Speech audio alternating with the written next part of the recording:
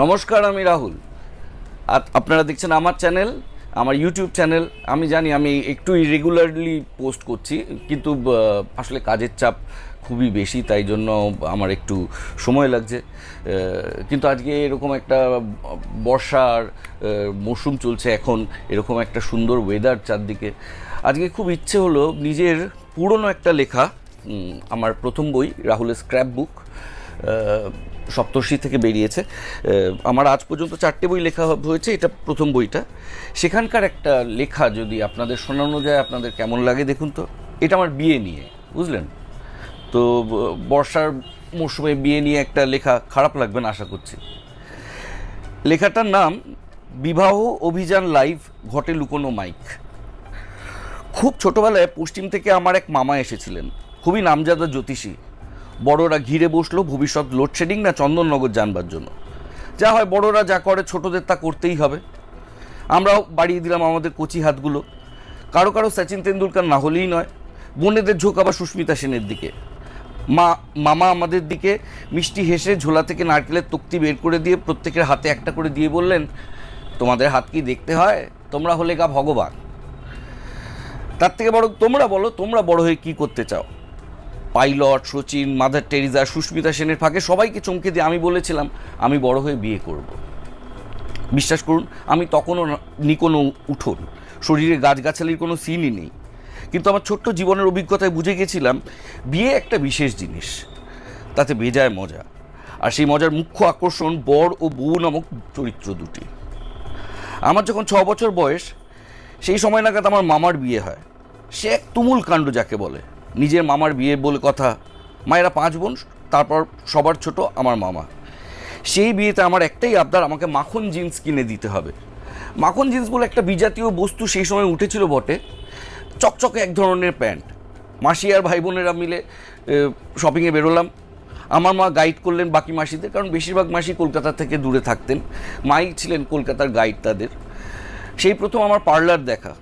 দক্ষিণাপনা একজন মহিলা গম্ভীর মুখে আমার দিদির চুল কেটে দিয়েছিলেন। আর সেই সময় প্রথম টের পেলাম আমার বাকি মাসিদের থেকে আমরা গরিব। কারণ আমার বাকি ভাই রজার, বুয়া, আমার মাস্তুতো ভাইরা যেখান থেকে জামা প্যান্ট কিনছিল, মা কোডে বোনেদের সাথে সেই কথাগুলো বলে নিয়ে সেই দোকানে ঢুকছিল না, আমাকে নিয়ে অন্য কোথাও ঘুরছিল। তবে এটা না বললেই নয়, সেই বিয়েতে আমার মাখন জিন্সটাই কিন্তু সব থেকে চকচকে ছিল। ও হ্যাঁ, মামার বউ ভাতে আমি প্রথম ক্যাটারার দেখেছিলাম, এবং ভাই বোনদের মধ্যে মেনু কার্ড জমানোর একটা হিড়িক পড়ে গেছিল। পরের অভিজ্ঞতা মানিক কাকুর বিয়ে। আমার বাবার খুড়তুতো ভাই ডিটো কামাল হাসানের মতো দেখতে ছিল। সেই বিয়েটা হয়েছিল গুপ্তিপাড়ায়। আমার বাবার দিকও নেহাত কম যায় না। 7 পিসির পর এক ভাই আমার বাবা। তুমুল হুল্লোড়ে পৌঁছানো গেল গুপ্তিপাড়া। 5ই মে, ভরপুর গরম। এবং বিশ্বাস করুন, গুপ্তিপাড়া পৌঁছানোর শ্রেষ্ঠ সময় সেটাই। আমার স্মৃতির সেই গুপ্তিপাড়া, আমের গুপ্তিপাড়া, যেদিকে হাত বাড়াও আম। মানিক কাকুর বাবাকে আমরা সোনা দাদু বলতাম। সোনা দাদুদেরও খান 6 আম গাছ। মুশকিল একটাই, এই গাছের যাবতীয় ফল অন্যদের কাছে বেচা। মানে যা গাছে থাকবে সেটা ব্যবসায়ীর, আর যা মাটিতে পড়বে সেটা আমাদের। ঈশ্বরের আশীর্বাদের মতো বাসি বিয়ের দিন কালবৈশাখী এলো। ছেলে বুড়ো মিলে তেড়ে গেলাম আম গাছের দিকে, কারণ ঝড়ে কটা আম পড়েছে আর কটা আম পেরেছি সেটা কি দেখতে গেছে। আর গুপ্তিপাড়ায় আমের ভারে গাছ নুয়ে থাকতো, কাউকে পারবার জন্য এতটুকু লাফাতে পর্যন্ত হতো না। এত আনন্দ যার বিয়েতে করেছিলাম, সেই মানিক কাকু কিনা 3 বছরের মাথায় আত্মহত্যা করে পুড়ে মরে গেল। আজও বুঝতে পারি না, পরিশোধিত জলের সেলসম্যান মরে গেল, কেউ এতটুকু জল এগিয়ে দিল না। জানি দর্শন হিসেবে আপনাদের কাছে হয়তো সস্তা, কিন্তু আমার তো তখন ক্লাস 5-এর মনে এই প্রশ্নটাই উঠেছিল, অপরাধ নেবেন না। তবে এইসব আনন্দময়ের বিয়ের মাঝখানে একটা অদ্ভুত তেতো দাগ রেখেছিল ছোটদার বিয়ে। ছোটদা আমার মেজ পিসির ছোট ছেলে। সে পড়াতে গিয়ে প্রেমে পড়েছিল একটি মেয়ের বাবা খুবই বড় উকিল, শুধু নয়, যাদবপুরের সবথেকে বড় মিষ্টির দোকানের মালিক। বিশাল ব্যাপার যাকে বলে। বহু দিনের আপত্তির পর তিনি মেনে নিলেও বিয়েটা মেনে নিয়েছিলেন, বরযাত্রীদের মেনে নিতে পারেননি। সেটা বিয়ের দিন অকুস্থলে গিয়ে বুঝতে পারলাম। আমি কিছুই বুঝিনি, বড়রা বুঝলো। মূল অনুষ্ঠান থেকে অনেক পিছনে একটা স্যাঁতস্যাঁতে ঘরে আমাদের রাখা হলো, এবং আমার এক পিসেমশাই ডায়াবেটিস আছে বলে মিষ্টি খেতে না চাওয়ায় একজন বললেন, বলেন কি, এইসব মিষ্টি জীবনেও দেখেননি, খেয়ে নিন। অতঃপর সিদ্ধান্ত হলো আমরা না খেয়েই বাড়ি ফিরব। সেই সিদ্ধান্ত যে আমার বুকে কী জোরে লেগেছিল আপনারা ভাবতে পারবেন না। আমি তখন রোববার 2 পিস মাংসের দলে, আর ওই খাবার জায়গার থেকে যা গন্ধ ছাড়ছিল সেটা ছেড়ে বেরিয়ে আসার সময় বুকটা হাহাকার করছিল।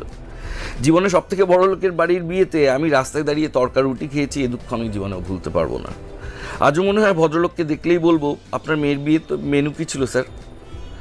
অন্যের এত বিয়ে নিয়ে কথা বলার পর নিজের বিয়ের কথা বলবো না, তা তো হতে পারে না। 2 বছর লিভ ইন করার পর আমি আর প্রিয়াঙ্কা সিদ্ধান্ত নিলাম, এতই যখন অসহ্য, বিয়েটা করে নিলে কেমন হয়। 18ই নভেম্বর আমাদের বিয়ের তারিখ ঠিক হলো। আমরা দুজনেই লেগে গেলাম আমাদের বিয়ের কাজ করতে, কারণ আমাদের পাশে সেভাবে কেউ ছিল না। আর গোটা কলকাতা এর মধ্যে বিয়ের খবরটা জেনে গেল। একটা নিউজ চ্যানেল বলল আমাদের বিয়ের লাইভ কভারেজ করবে।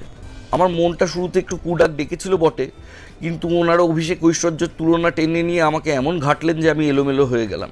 ভুলেই গেলাম অভিষেকের বাবা আর আমার বাবা একরকম নয়। বুক ঠুকে হ্যাঁ বলে দিলাম। এসবের ফাঁকে চলছে আমার আর প্রিয়াঙ্কার বিয়ের আয়োজন। আমাদের বিয়ের কার্ড এঁকে দিলেন উপলদা, বয়ান লিখে দিলেন অনিন্দদা। এর একটা বড় কারণ, চন্দ্রবিন্দু ছাড়া প্রেম নিবেদন করতে আমি জানতাম না। দেখতে দেখতে এগিয়ে এলো দিন। আমি আর আমার হবু বউ মিলে কলেজ স্ট্রিট থেকে আমাদের প্রিয় বই কিনে তত্ত্ব বানালাম। বিয়ের আগের রাতে তত্ত্ব বানিয়ে যখন শুলাম, তার ঠিক ঘন্টা 2 পর মা ডেকে দিয়ে বলল, চ্যানেল এসে গেছে। বলে কি? বিয়ের সকালে আপনার কেমন লাগছে? কি করে বলি তখন যে দই খই খেয়ে তুমুল অ্যাসিডিটি বোধ করছি? সেটা আবার 2010-এর ঘটনা, মানে আমাদের বিয়েটা।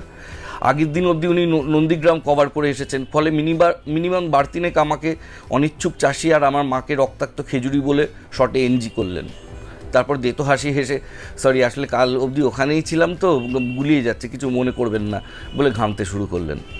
বিয়ে শুরু হলো। ঘাড়ের উপর দিয়ে দুঃসম্পর্কের জামাইবাবু বগলের তলা দিয়ে তার ছেলে মুখ বার করে রেখেছে। আমি নড়তে পারছি না। সে নাগাড়ে ফোনে জিজ্ঞাসা করছে, কি বলছো? আরেকটু বাঁদিকে সরলে আমার মুখ দেখা যাবে। বাঁদিকে আমি বসে টিভিতে মুখ দেখানোর জন্য আমাকেই বরের পিড়ি থেকে তুলে দেন আর কি। আমার কাছের লোকেরা কোণঠাসা। পিসেমশাই আলোর তারে জড়িয়ে পড়ে গেছেন। মায়ের বুড়ো মেশোর টাকে রিফ্লেক্টার খুলে পড়ে গেছে। সে ভাঙা গলায় চেঁচাচ্ছে, মাইরা ফেলাইছে, মাইরা ফেলাইছে। যে পারছে তার বাচ্চাকে আমার কোলে রেখে দিয়ে যাচ্ছে যাতে ক্যামেরায় ভালো করে ছবি আসে। একজন আবার আমার ধুতিতে হিসু করে দিল। পুরোহিতের গামছার আড়ালে বুম মাইক লুকোনো ছিল যাতে মন্ত্রটা রেকর্ড করা যায়। পুরুত চাকু শুদ্ধি করার জন্য তার উপর গঙ্গা জল ঢেলে দিলেন সরল বনে। মাইক বিগড়ে গেল। চ্যানেলের লোক সেই মাইক হাতে হাপুস নয়নে কাঁদছে। আমার এক দিদি ক্যামেরার সামনে ছেলেকে ছেড়ে দিয়েছে। সে গোটা বিয়ে চলাকালীন যজ্ঞের সামনে ঘুরে ঘুরে খোকাবাবু যায়, লাল জুতো পায়, গিয়ে গিয়ে নিচে গেল টানা। বুঝতেই পারছেন অবস্থা। কিন্তু সব কিছু ব্লার হয়ে গেল শুভ দৃষ্টির সময়। ওই সময়টা শুধু আমার আর প্রিয়াঙ্কার। বিশ্বাস করুন, গোটা পৃথিবী স্লো মোশনে চলছিল। সম্বিত ফিরে দেখলাম ততক্ষণে আরও কিছু দুর্ঘটনা ঘটে গেছে। এক পাড়ার বৌদি প্রণাম করতে গিয়ে রঞ্জিত কাকু মানে রঞ্জিত মল্লিকের পা খিমচে দিয়েছেন। জিদ্দার জামার হাতা ধরে আমার এক ভাইপো ঝুলছে। সব মিলিয়ে আমারটা শুধু বিবাহ ছিল না, ছিল বিবাহ অভিযান। ধন্যবাদ। একটা কন্টেন্ট পড়ে শোনালাম। যদি ভালো লাগে শেয়ার করবেন, লাইক করবেন, সাবস্ক্রাইব করবেন, আর একটু দিকে দিকে ছড়িয়ে দেওয়ার চেষ্টা করুন। গরিবের চ্যানেল যদি ছড়ান ভালো লাগবে।